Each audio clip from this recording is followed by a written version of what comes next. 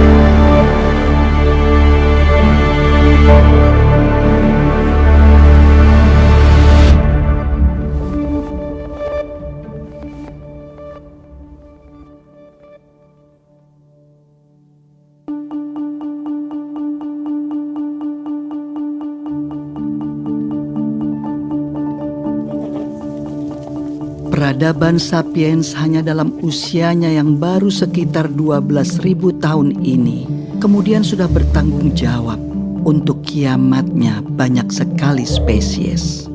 Mulai dari sabertooth, mammoth, jaguar raksasa saat mereka belum punya teknologi seperti sekarang ini, hingga sapiens modern seperti kita yang sudah jelas mengancam kelangsungan banyak sekali makhluk hidup di dunia ini. Oh man, show me please, I want. Penciptaan alam semesta itu jauh terjadi sebelum manusia ada, gitu. Tapi selama ini alam semesta tuh nggak pernah komplain dia apa-apain sama kita. Nah, sekarang kalau kita lihat dari sisi alam, adanya manusia itu hukuman nggak buat mereka? Mereka nggak pernah ngomong kan? Namun, Homo sapiens sendiri, selain memberi kehancuran bagi spesies lain, juga terus-menerus berjuang dari kiamat yang seringkali dibawa oleh makhluk lain, oleh organisme lain.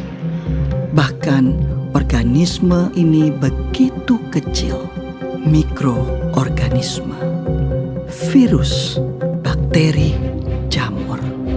Lihat saja sejak zaman Fir'aun, sudah tercatat bagaimana terjadi wabah yang bisa sangat mematikan. Zaman Yesus, semua orang ketakutan dengan penyakit lepra. Kemudian bangsa Maya dan Aztec yang punah karena flu dan cacar yang diimpor dari Eropa. Black Death, Spanish Flu. Pandemi itu kan udah berkali-kali itu ya. Yang paling besar adalah Black Death ya. Black Death itu 5 tahun, 100 juta orang Eropa mati. 100 juta orang Eropa mati. Cacar itu ya membunuh 20 juta orang. Cepat atau lambat ya manusia juga punah juga. Dulu pernah nggak ada kok ya. Di bumi ini manusia pernah nggak ada. Jadi kalau suatu saat manusia punah ya nggak apa-apa juga gitu ya. Kalau manusia itu unik ya, istimewa enggak seperti biasanya. Kita itu ya sama dengan spesies-spesies yang lain, sama dengan kambing, kecoa, kutu. Itu salah satu kehidupan. Just an animal, eh? Nah, apakah kemudian dengan tingkat kecerdasan yang seperti ini manusia itu menjamin dirinya survive? Enggak, itu enggak. Kecoa itu ya, kecoa itu jutaan tahun masih ada itu. Kita belum apa-apanya kecoa itu kalau soal survivability. Tapi kan kecoa nggak bisa nyanyi. Itu adalah keunikan manusia. Apakah spesial, apakah khusus, apakah istimewa? Enggak, berbeda aja, cuma berbeda.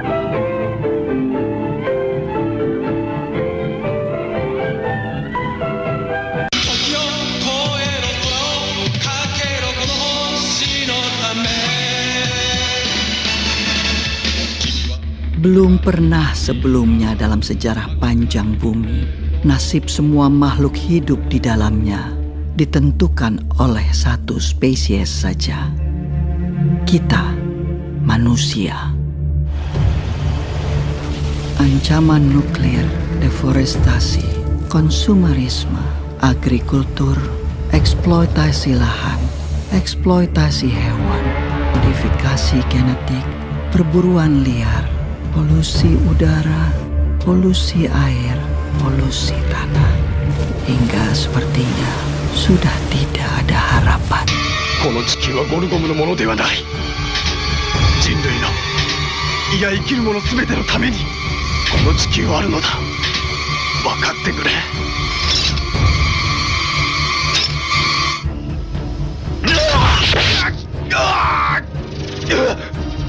Manusia selalu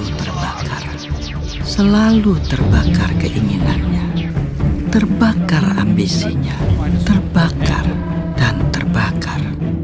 Tidak pernah tahu kapan cukup adalah cukup.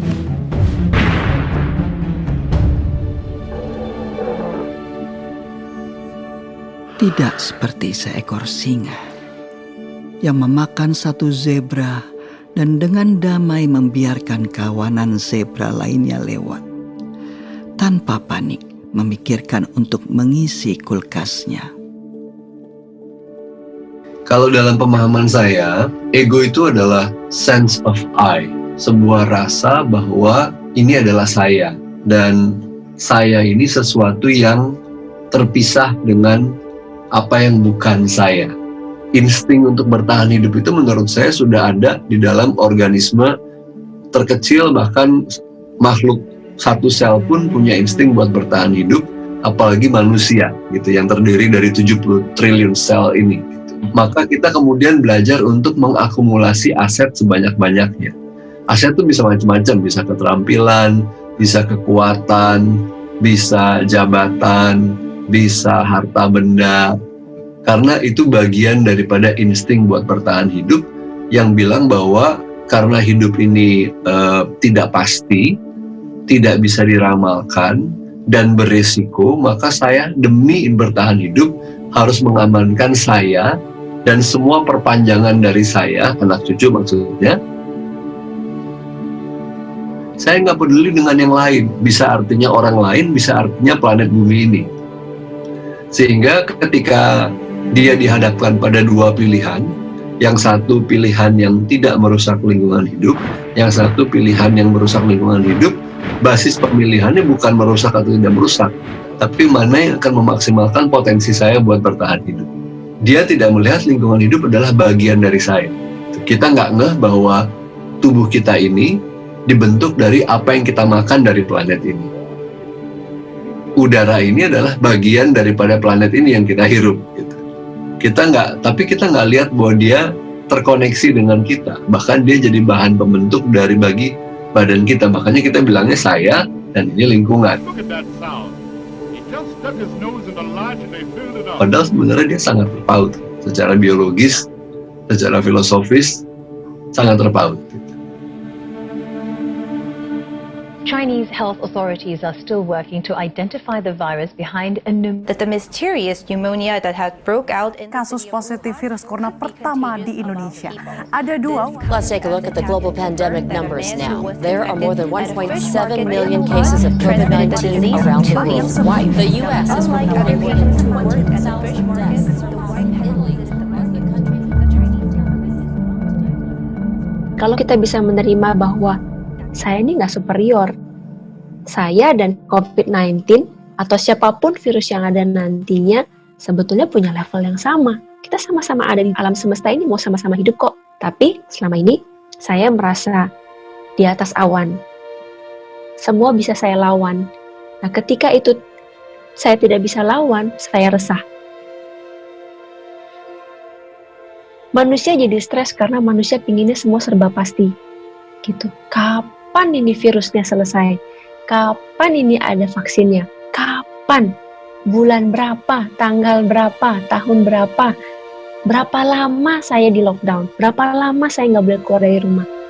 Ketika kita sekalipun harus mendapatkan kesempatan atas penyakit atau apapun yang mampir di badan kita, perlu kita ketahui bahwa itu akan selesai. Selesainya seperti apa? Tidak ada yang tahu. Oke, kita harus belajar menerima uncertainty, harus belajar menerima ketidakpastian. Akhirnya ada jeda. Untuk dunia berhenti, untuk manusia berhenti dan merenung, melahirkan cinta bagi sesama makhluk hidup yang lain, hewan atau tumbuhan, primata ataupun unggas, kecil atau besar, yang jauh ataupun dekat, yang kelihatan dan tidak kelihatan.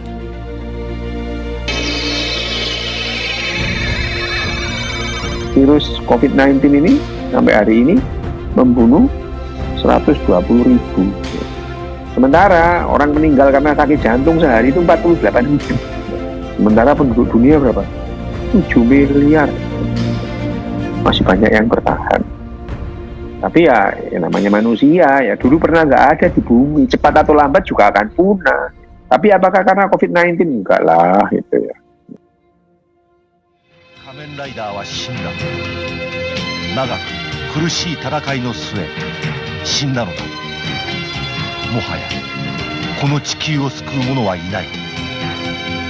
Borgomu no oubou ni makaseru shika nai no ka. Dare ga kono utsukushii chikyu o sukuu no da.